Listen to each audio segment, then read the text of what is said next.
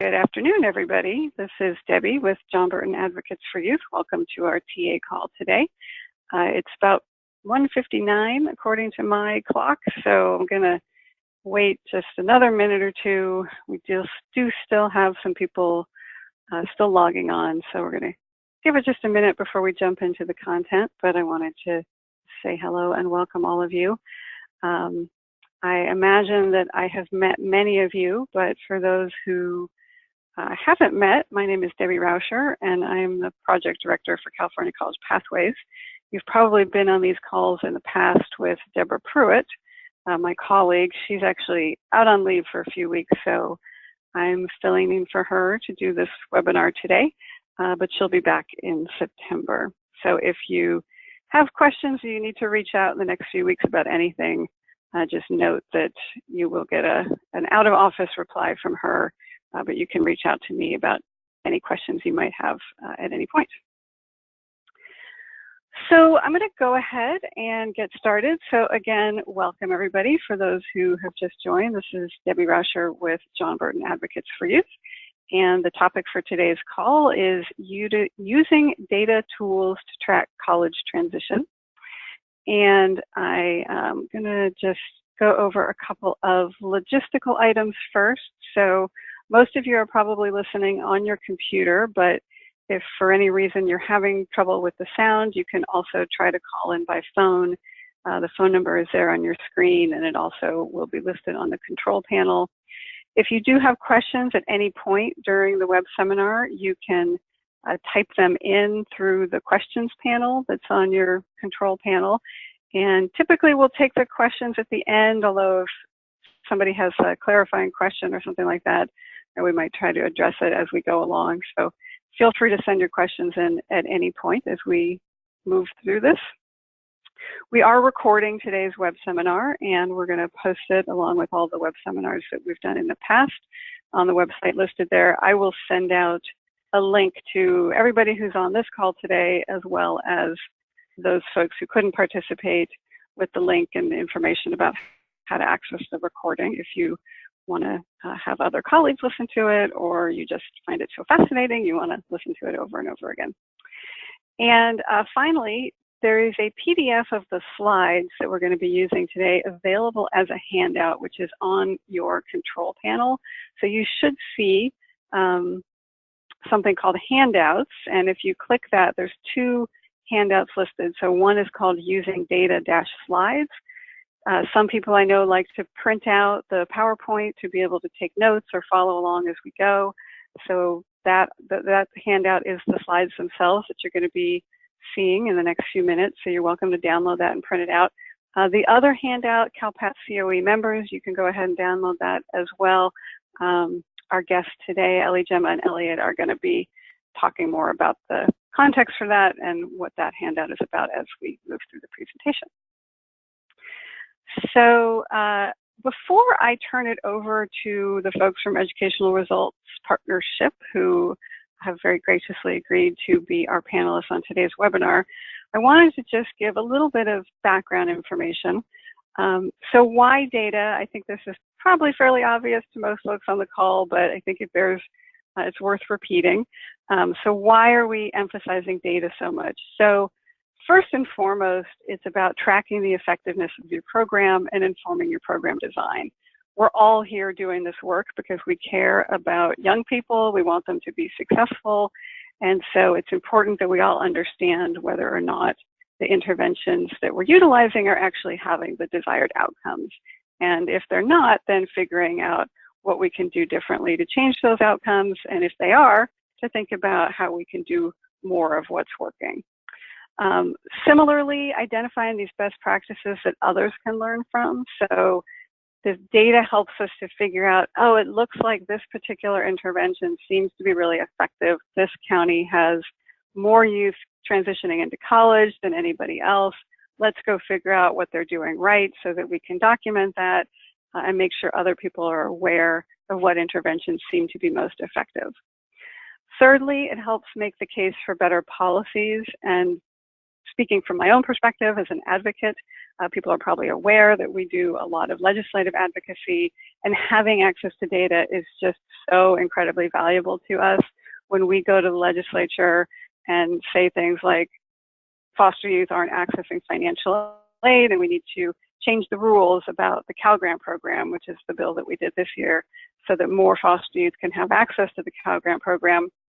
The fact that we had data, courtesy of Educational Results Partnership, that we could bring to them to say, in community college, only 9% of foster youth are receiving a Cal Grant, was tremendously helpful. And if we hadn't had that information and we're just using kind of anecdotal or our best guess, the policymakers would not have taken our requests nearly as seriously.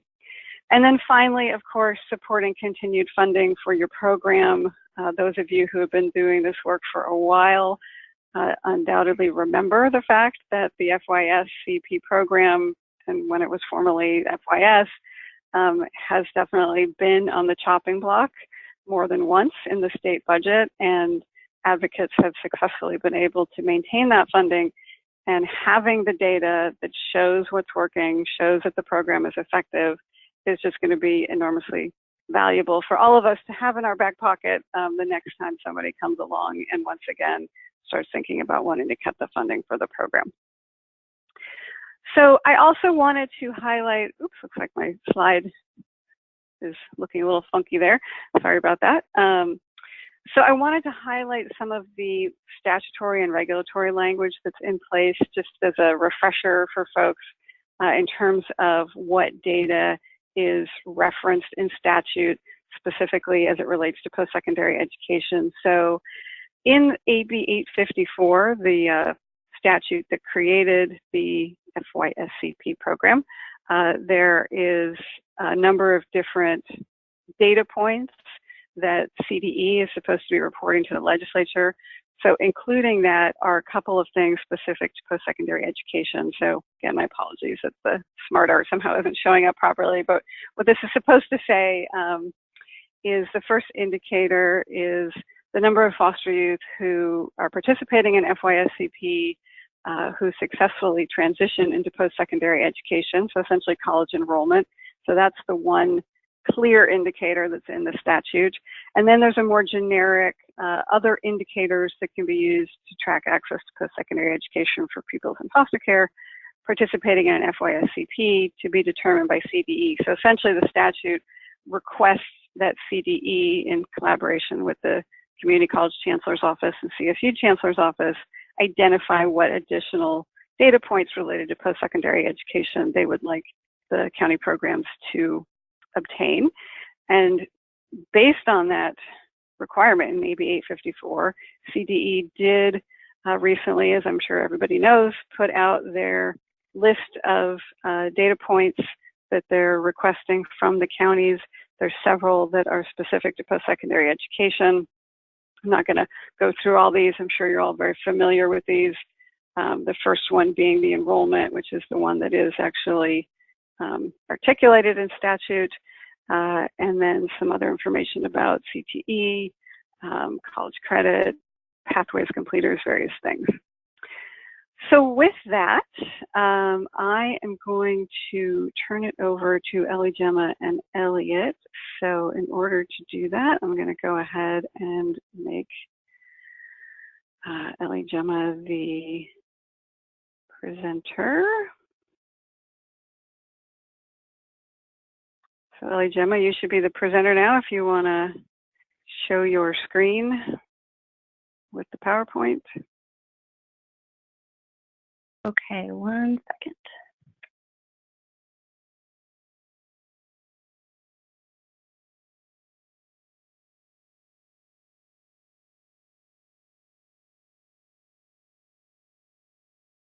If it's not working, I can also just go ahead and give it, oh, there we go. All right. Is that working for everybody? Right. Looks good. So take it away. Okay, great. Thanks, Debbie. So my name is Ellie Gemma Groover. I'm the Director of Strategic Initiatives and Partnerships here at Educational Results Partnership. And I'm here with my colleague, Elliot Rice. Hello, everybody. This is Elliot. Elliot's one of our senior data scientists, and he heads up most of our foster youth research.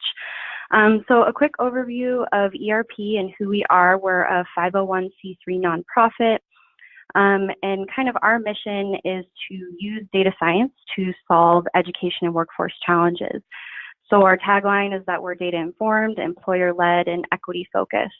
And so we really want to focus on all students, but also students that have been historically disadvantaged, socioeconomically disadvantaged. So we do a lot of work with foster youth. We helped with the 2 reports that the California College Pathways program put out, charting the course and accelerating success, and you can find those on the JBay website, and those give some good insight into foster youth in post-secondary education and how they're transitioning. So we have one of the nation's largest databases on student achievement from K through career. So that's kind of our specialty, is tracking students from kindergarten into the workforce to see what's really working, how can we identify best practices and replicate them, how can we see what's happening down at the student level. So a quick overview of what we're going to talk about today. First, we're going to talk about the CalPAS Plus system of data and how you can use it and what's included in it, what type of tools are available. Next, we're going to talk about our upcoming foster youth research project that's going to start in early 2019, and how we hope that maybe some of these county offices of education can get involved. And then finally, we're going to talk about solving data collection challenges and how we at ERP can, fill in any data gaps you might be experiencing or help out with collecting data on foster youth. So before we get started, I just want everyone to kind of keep these questions in mind as we go through the slides today. We'll discuss them at the end, but if you have any answers or something comes to your mind and you really want to talk about it and share it with the group, just type it into the questions or to the chat box, and we can bring it up at the end. But this is really what we want to focus on today, is how are you at the county office level using data? How are you collecting data? And then where are the big gaps in your data? So again, at any time, you can just type any answers into the chat box or the question box you have to this, and then we can all kind of learn from each other towards the end.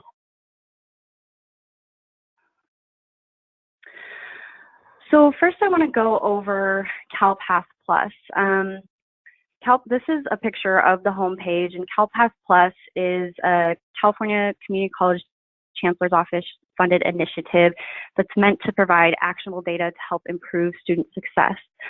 So it's a system of intersegmental data, and what that means is that it combines data from K-12 and community colleges and universities and even the workforce into one repository.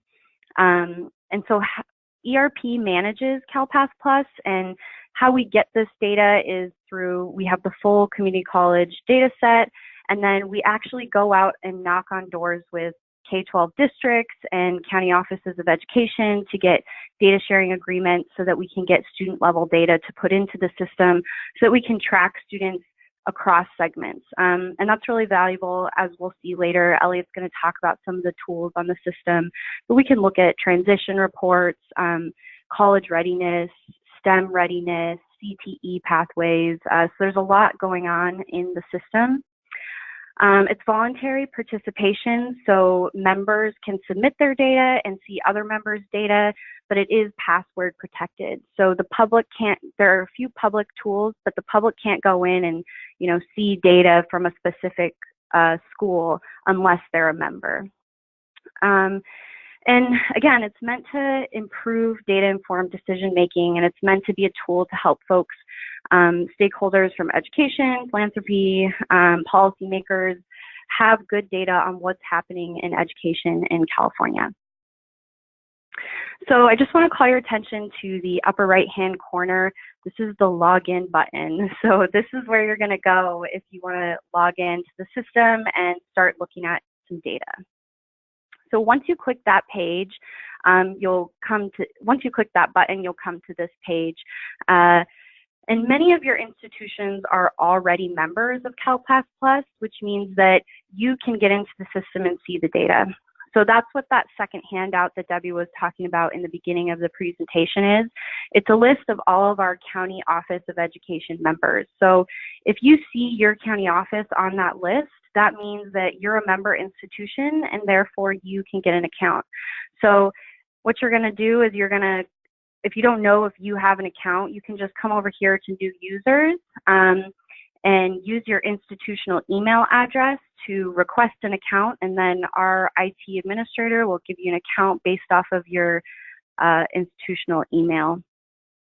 If your institution is not a member or you're not sure, you can click on the join up at the top of this screen. You can click on the join and start the data sharing agreement process. And you can also always contact my colleague, Devin Moynihan. She kind of heads up our outreach, and she can help you with how to upload data, how to get an account, how to get a data sharing agreement going if you're not a member yet. So it's kind of an overview of how to get into the system. So many of you are likely already members and just don't have an account set up. So just be sure you use your institutional email, and then we'll be signaled that, hey, they're members, they can get their own account and start playing around with the data. Thank you, Elijah. So this is Elliot here. So I'm going to talk through some of the tools that we have in the CalPass Plus system. So starting with this screen here, this is what we call our waterfall dashboard. So we have tools and dashboards at the K-12, community college, university, and the labor market. This tool, it kind of shows kind of the waterfall, the flow of students through those different segments. So we have up here Sacramento County. So this is students from Sacramento County that were 12th graders, graduating 12th graders in the 11-12 cohort.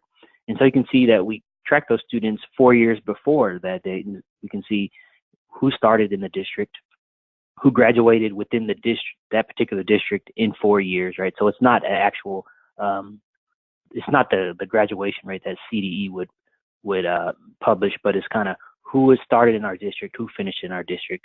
And then from there, we can kind of see where students go from there. So did we track them anywhere in higher education? Did they go to community college? Did they matriculate directly into a four-year university? Like Ellie Jim said, we have the full community college data set.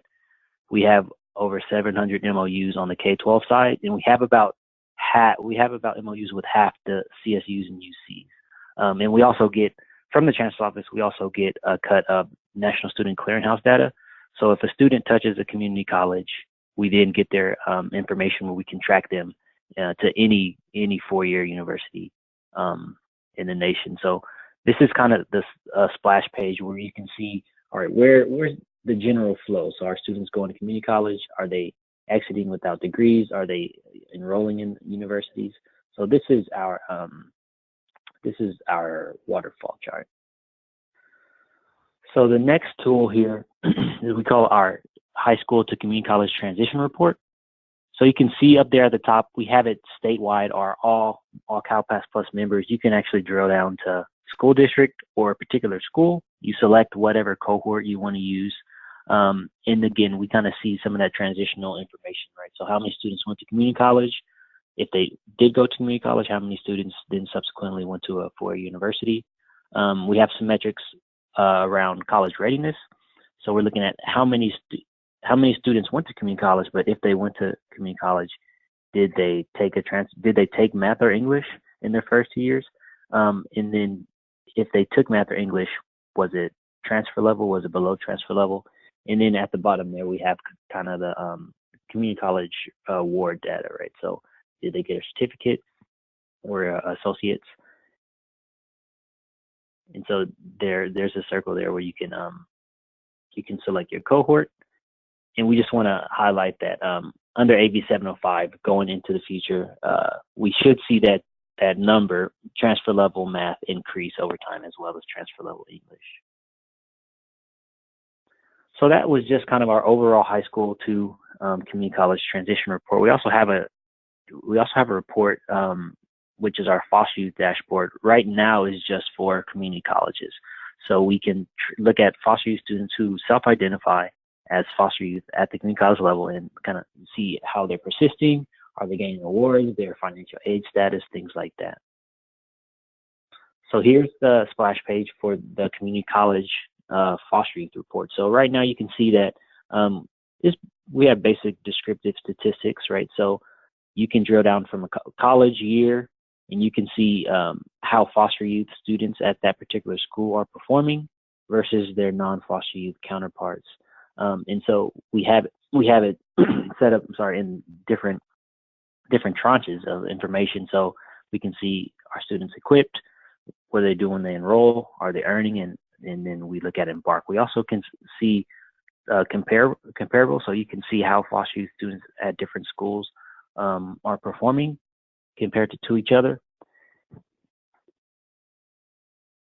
And so you can see here, we have information about college preparedness. So are students prepared? And you can see here that foster youth students are entering college less prepared than their non-foster youth counterparts. So you can see that 87% of 87% of foster youth students are taking below transfer level math compared to 77% of their non-foster youth counterparts. And so we're going to skip to Embark, where we can see information about, did they attempt a math course? Did they attempt an English course? And then there at the bottom, we can see information about their awards, right? So you can see that foster youth students are attempting courses, those gateway courses, math and English, at a higher rate than their non-foster youth counterparts. But when we go down to, our students getting associate's degrees, our students transferring to 4-year universities, we can see that those percentages are still lower than non-foster youth counterparts at those schools. I also do want to highlight here up at the top, schools can submit a cohort. So a lot of schools, for example, will submit, here's a roster of our students who are Guardian Scholars at the community college level. And so what we can do in the dashboard is we can, instead of foster youth versus non-foster youth, we can say, here are your foster youth students who are in Guardian Scholars compared to students who are not. So that's a feature that we have in this dashboard. And so, like I said, that was just for community college foster youth students.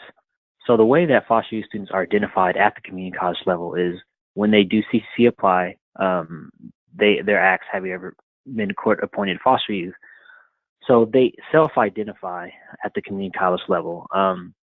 So we did an analysis last year where we took a large school district in California, and we actually got a cut of the K-12 foster youth data. So we were able to identify in a given year how many students were declared as foster youth students. And so we track those all the students who went into community college. We tracked them going forward, and only about 70% of those students who were identified as K-12 or foster youth at the K-12 side self-identified at the community college level. So that's 30% of students who aren't getting these services that they're entitled to for whatever reason. So that's kind of the first point on that transition from high school to high school to higher ed, where we can kind of intervene there. So I'm gonna pass it back over to Ella Gemma. Yeah, so that's an overview of CalPass Plus and what's available on the system. There's lots of other stuff in there. There's a community college pipeline report that gets down into the program area level. There's CTE transition reports. There's a STEM dashboard. So there's a lot that you can play around with in there. I'm just trying to look at the questions and see if we can answer any of these right now. I think we'll probably save these to the end. Okay, so we have one question. If a member, how current is the data? Are 18-19 graduation rates college entry available now? So the most current data that we have is 17-18 right now. So there is a lag time. We get data from the community colleges probably about maybe once every 2 quarters, and then from the K-12, it's the same CalPADS reports that they submit at the end of the year. So K-12 school district can submit data as much as they want, right? So they can keep submitting it, even if they have errors like during the school year and they want to resubmit their data to us.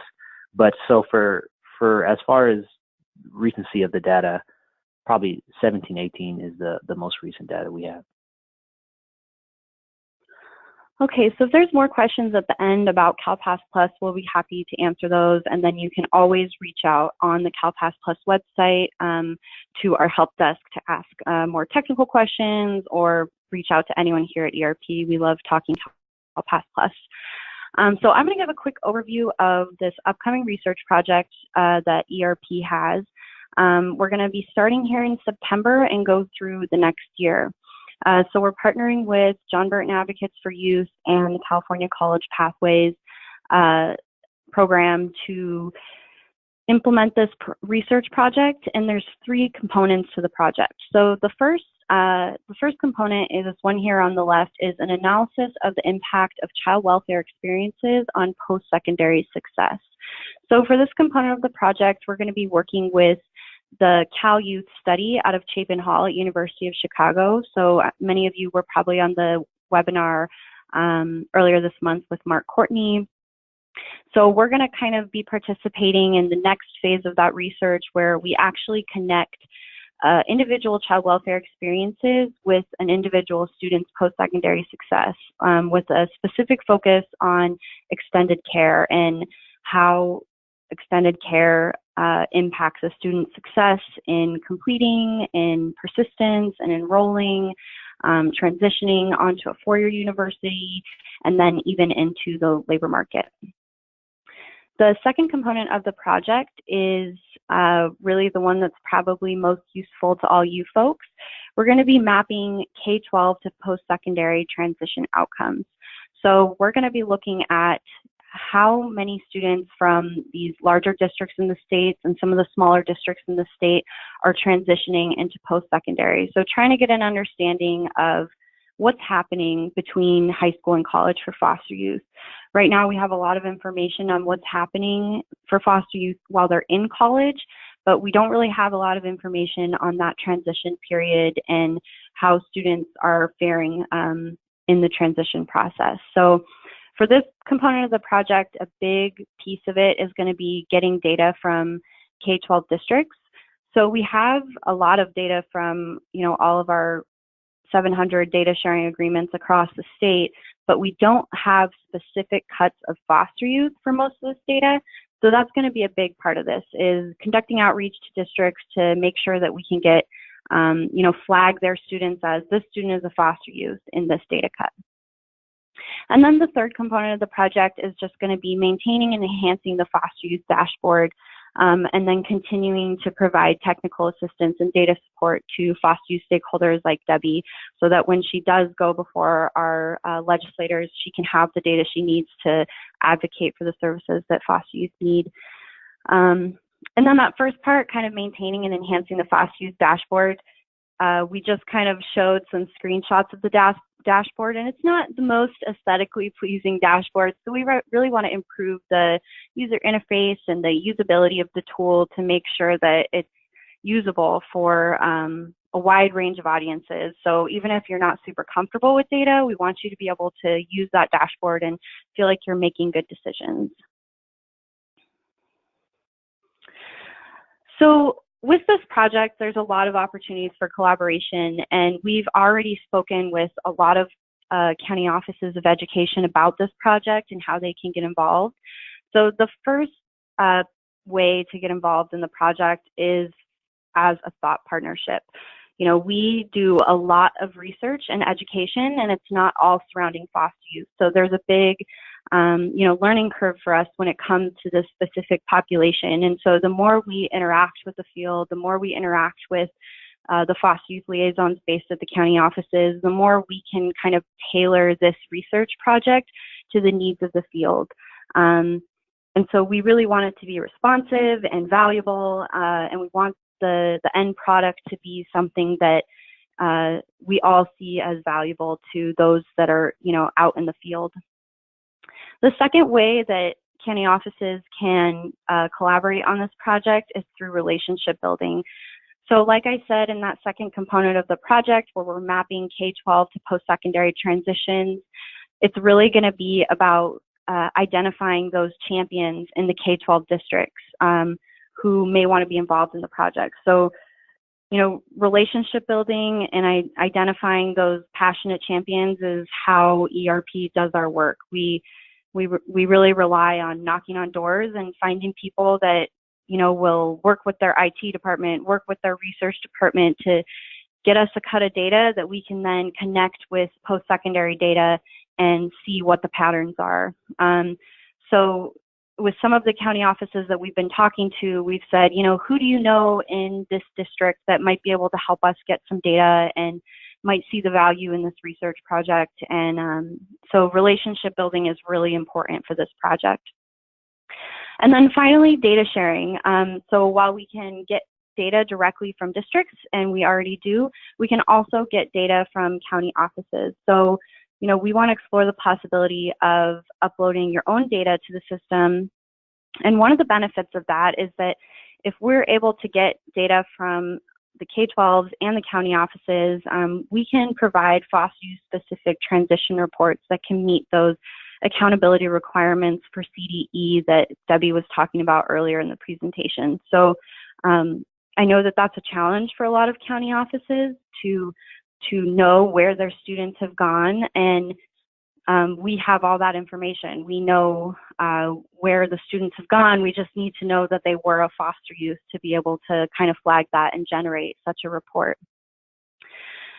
So that's kind of an overview of how we envision this type of collaboration and why we're really excited about this project, because we feel that not only is it going to give us a good idea of what's happening for foster youth along the K through post-secondary and career pipeline, but it's also going to be responsive to the needs of the field. And in a lot of our conversations, we've heard, I have to manually upload this. I'm filling out an Excel spreadsheet because I don't have this data.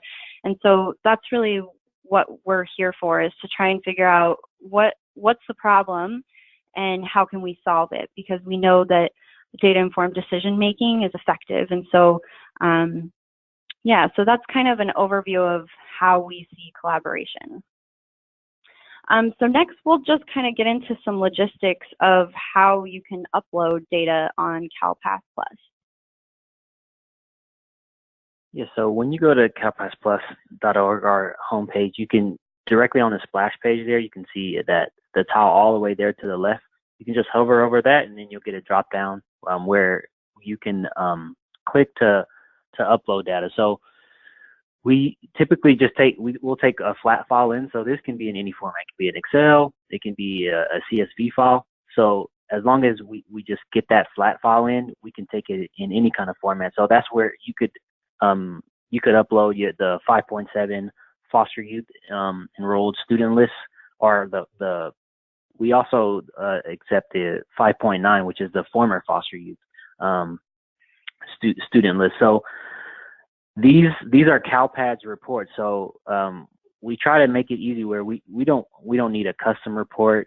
So we don't need what we need is just the standard CalPads ODS extract. So you can get that straight out of CalPads and then give us the same flat file.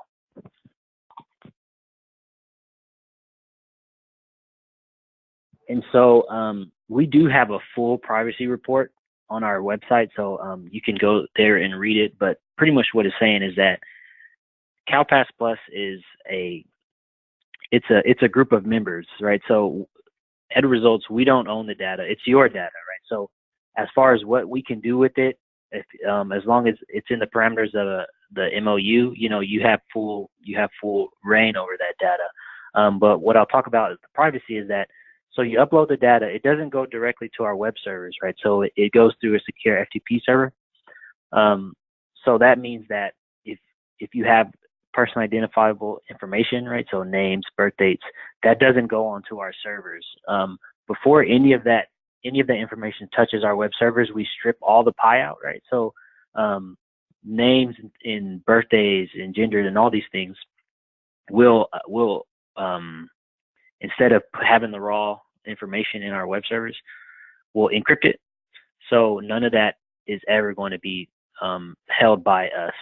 And so once we have all the encrypted information in, when we show the data, when we present the data, everything's always FERPA masked, and it's always aggregated up. So sometimes, we'll get especially in the 5.7 reports, it is more of a snapshot, so it's not a whole bunch of students. So if we do get that, what we try to do is we'll either aggregate it up at the district level or at the county level, or even sometimes we have to go up to the statewide level just to make sure that there's no violations of FERPA laws at all. So just to kind of go back to these bullet points, PI never touches our servers, and when we present the data, we're always going to aggregate it up and FERPA mask it.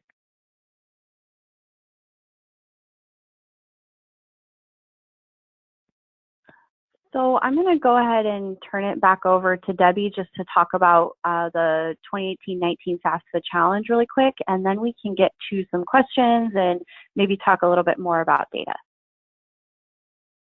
Great, thank you guys so much. So before we jump into the discussion and Q&A about the data piece that was just presented, I wanted to let folks know that we are doing our Foster Youth FAFSA Challenge again this year. We're super excited about it. We're going to be hosting a web seminar on September 26th. It's there on your screen. I'm also going to be sending the link to register for the webinar out today or tomorrow to everybody. So we're hoping that you'll join us for that, because there's actually some substantial changes. I mean, it's largely going to be the same. Oh, sounds like somebody lost my audio. I'm not sure if folks can hear me. Somebody just wrote in saying that the audio was lost.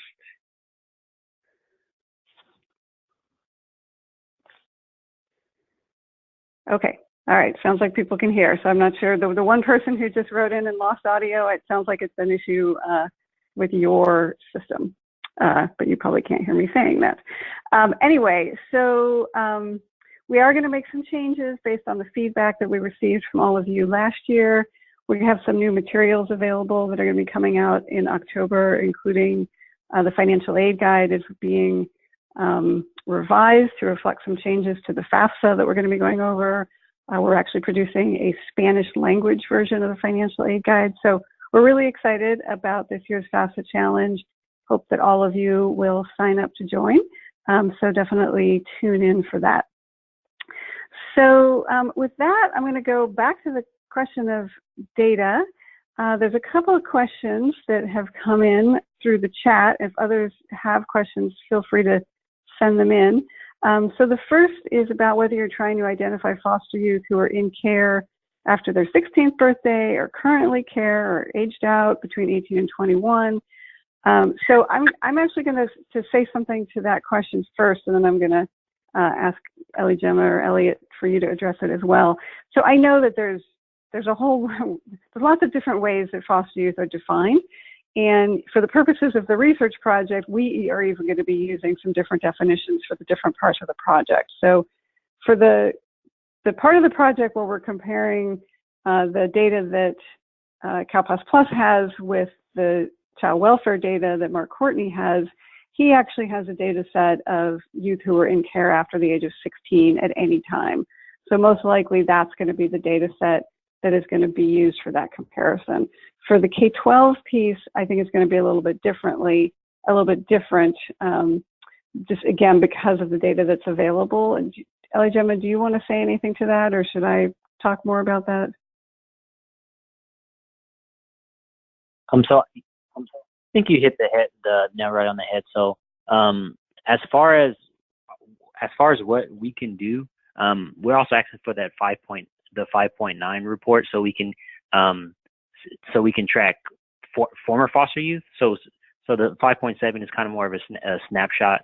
So we're also interested in students who aren't declared as a foster youth students on that particular day when there are that particular week when when the report was run. So as far as what students we can track, as long as we have those as long as we have that student, we can do students who from 1821 are students anytime after their 16th birthday, just going forward into community college. And I think that this is actually an area as well where getting some feedback from you all about what would be most useful would be helpful. So, the goal of this report is to provide useful and actionable information that can serve for, our interest in terms of policy and your interest in terms of practice as well. And so I think that there are different options. We're at the very, very beginning stages of this research, just securing the funding and kind of mapping out the broad strokes of what it's going to look like. And there's going to be a lot of details that are going to get figured out as we move forward in the coming year. The goal is to have all this research done by October of 2019, which is when our next Blueprint for Success conference is going to be. So there's a lot of these details to figure out. And if you have thoughts about what you think would be most useful, definitely feel free to share those. If you want to go to the next slide, it's got Ellie, Gemma, and Elliot's contact information on it. So definitely, feel free to share with them or with me any ideas that you might have about that. The next question is, are there currently COEs, FYSCPs that have uploaded the 5.7 report? So there currently are. So I know that the 5.7 report that COEs get or have access to are different than the one that school districts have access to, but it's all the same information that we need. So we do get 5.7 from COEs, as long as that student, if that's the county of jurisdiction, then they'll show up in that report that we receive from the COEs. But we are currently receiving those reports right now. Great. And so then somebody wanted to know, just to clarify, we can upload our 5.7 reports of enrolled foster youth to CalPAS without breaching confidentiality. Yeah. Yes. So if you're a member of CalPAS Plus, we have the memorandum of understanding. So you can read through those. Like, we have a copy of it, and the COE would have a copy of it. But you can definitely read through it, and it's a CalPADS report. So as long as it's in the universe of CalPADS reports, you could send it over to us. And like I said, as far as the privacy, it goes to a secure FTP server. So we treat it the same as we would treat it any other report that we get from CalPADS, as far as stripping out all the pie. But in the MOUs, you're good to hand us over that 5.7 report. Great. So I had a question I just wanted to clarify, and if folks on the call have other questions, please go ahead and keep sending them in. So when if a county does decide to upload the information, the 5.7 report, it sounds like what you're saying is that not only will that serve to inform the research project that you guys are working on, but you have functionality where you could then provide information back to the county to serve their data needs, to understand how many of their students transition into college and maybe some other data points as well. Yeah, so we've done that on many occasions where we will get a data file from a school district or a COE, and sometimes the numbers are small that we have to aggregate it. So we'll put a couple of districts together and say, this is what students we're doing going forward into community college and in universities. We've also done reports where we look back, right? We look back, right? So a student may show up in a particular county as a foster youth student, but there may be some things about this particular student that you don't have access to, going back years. Maybe they came from another county or another region of the state. So we've done reports like that. The more and more kind of 5.7 reports that we're getting, we're going to try to make a standard dashboard, because right now it's kind of been a lot of ad hoc where, we'll get a school district and we'll give them a report back saying, hey, these are the students that we could match in our system, and going forward, this is what they're doing in community college. But definitely internally, we're going to build a standard report. So as soon as we get that information from the school districts or from the COE, we can spit it back out within a couple of days and saying, here are the students we could match, and here's kind of your personal report that we could do for you. Great. So another question that just came in is, how often should they or can they upload a 5.7 report to CalPAS? So we know that they come out weekly.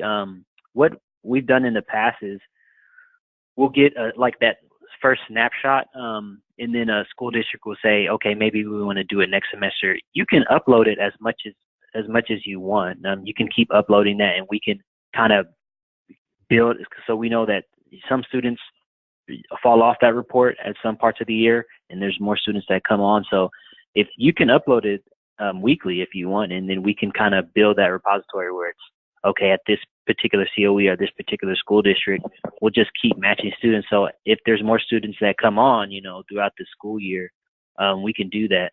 The one thing I would say right now, because we're kind of starting out with this, is that it's a manual process where I'll pull it off the secure FTP site. But definitely, if a COE wants to do something where it's kind of a little bit more automated, then you can contact me or Ellie Jim, and we can kind of talk through what that looks like. That way, you can uploading that report, and then we can just kind of build that list out as the school year goes in. But that's definitely something that we're interested in, because right now we may get a snapshot of 1 week, but that's not the full corpus of the students that are there. So we're definitely open to kind of getting multiple weeks as the school year rolls through. And so really quickly, I just wanted to say that's why the 5.9 report is also important, because we can see who was a former foster youth, and we know that that's such a foster youth status changes so frequently. That's why the combination of the 5.7 and the 5.9 are really helpful to us. But like Elliot said, I think that this is one of the challenges that we've been hearing from the county offices that we have talked to, is that, this is a weekly report. So if we provide the snapshot, it doesn't really show all of my foster youth students. It just shows that week. And so we really want to explore ways to, develop some sort of portal that can aggregate all those reports into a yearly report, so that we know how many did we actually have over the course of a year. Great. So one comment that I just wanted to make, I know that in a perfect world, this webinar would be about the 100% perfect data system that could provide you everything you need tomorrow. And this webinar is more about kind of our efforts to get to that perfect data system. And I think that the tools that we have available through CalPAS Plus actually get us quite a long ways there.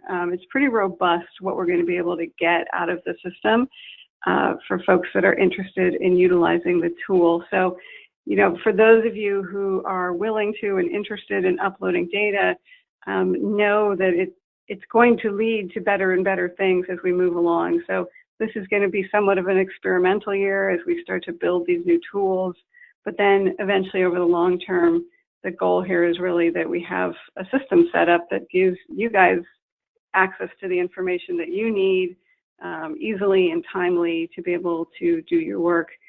Could you guys just talk a little bit about, we mentioned sort of the very basic understanding how many of your students are enrolling in college, but what kind of other information do you think that a county might be able to get from you when they upload their list of students? Yeah, so if we're talking about community college, we looking at students who transition to community college, we get the full data set. So we can get if a student is in EOP, if they access any disability services, financial aid status. We can see if students apply for financial aid and what kind of award they got. We can look at students' persistence, right? So we have course level data, right? So we can say this student took this algebra course here, and then they got an A or a C or a B. We have award data, and so as far as community college, we have the whole swath of data there. For universities, it's a little bit limited, more limited than that, but we still have course level data. We have demographic data. We have like their intended major, right? So their majors that they're studying. Right now, we don't have a complete set of financial aid data at the university level, but we do have program level data, like again, so EOP, disability, and we do have information about foster youth. Not all the universities submitted, but most of them do. We do have information about foster youth status at the university. So when we did that report, how many students were foster youth and then declared foster youth in community college, we can do the same thing in university. So at the university level. So we have much more than just transfer level English, math. And as we kind of go forward, we want to build in all these different metrics into these reports. So that way it's a bit more robust, and you can get all the information that you need from CalPass Plus. And so if somebody has questions, they want more information about how to upload their data or anything like that, should they reach out to you, Gemma or Elliot? Yeah, you can reach out to either one of us. So we do have a IT administrator here. His name is Johnny. So he'll hop on the horn with you if you have any of those technical questions as far as the FTP server. But you can definitely, if you have any questions, you can contact me or Gemma, and then we'll get you connected who can help you. Great. So I'm not seeing other questions coming in through the chat. I'm going to wait a little bit longer to just see. Sometimes as I start to say those words, somebody remembers their burning question, sends it in. So if you do have something else you wanted to ask about, feel free to go ahead and send it now. Otherwise, as I mentioned, we're going to be doing the webinar next month about the FAFSA challenge. So definitely make sure you stay tuned for that. Look for a follow-up email from me with information about that, as well as about the recording of today's web seminar. And so I'm not seeing any other questions. So I just want to say a huge thank you to Gemma and Elliot for being on the call today, and for all of you who are listening. And we'll be in touch. Thank you very much. Thank you, everyone. Thank you, Debbie.